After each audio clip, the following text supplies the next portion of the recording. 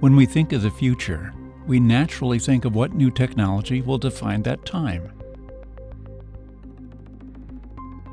How will we live? What will we be able to do?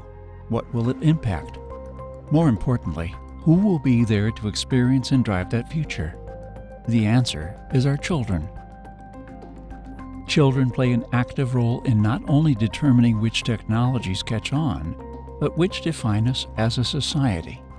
The digital world is driven by complex forces, and youth is shaping its condition, perspective, and potential every day.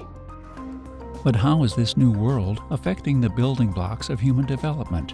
What do we celebrate, and what do we be wary of? Looking ahead, what do we study, and how do we study it? Does the future paradigm include screens, texting, or even social media? If we want to learn more about ourselves, more about how human nature shapes and informs technology, we needn't look very far.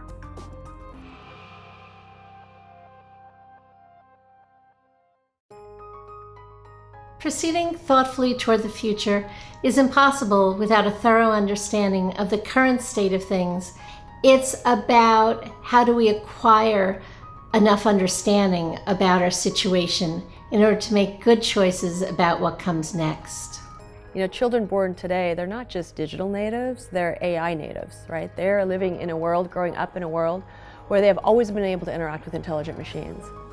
When people created the first computers, they already started to think about how to create intelligent machines for cracking codes, for simulating physical phenomena. So we're seeing this rapid acceleration, this exponential growth in AI as machines not only learn from exponentially growing data, but they're also growing by teaching each other.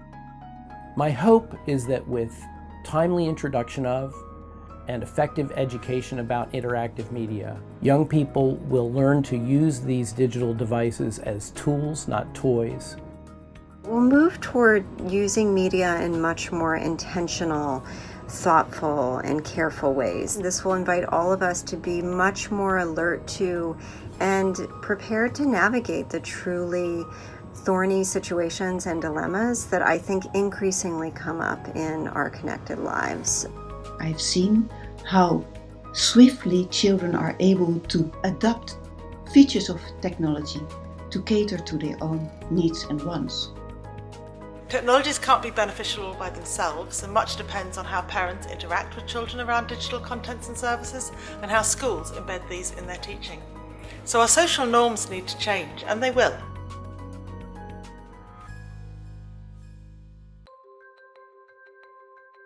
We know that we are increasingly living in an AI-enabled world, and we risk a future potentially where AI is really creating more of a divide. There's a lot of people who worry about AI getting out of hand, and there's a lot of doomsday scenarios around AI.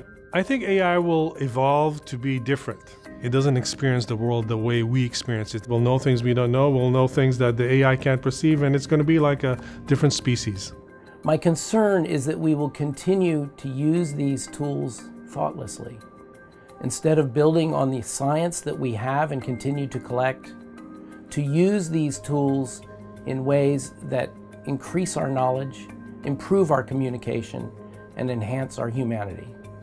How much connection is too much? What is the boundary between authenticity and oversharing? And what do we do about tensions over hate speech versus free speech on social media? What I really fear is that big business will increasingly track, collate, and monetize every digital trace left by children.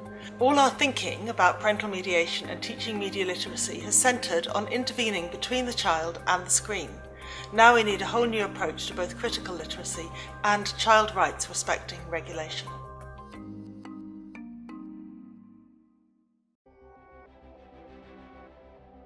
Through the whole of history, children have prioritised play, learning, family and friends.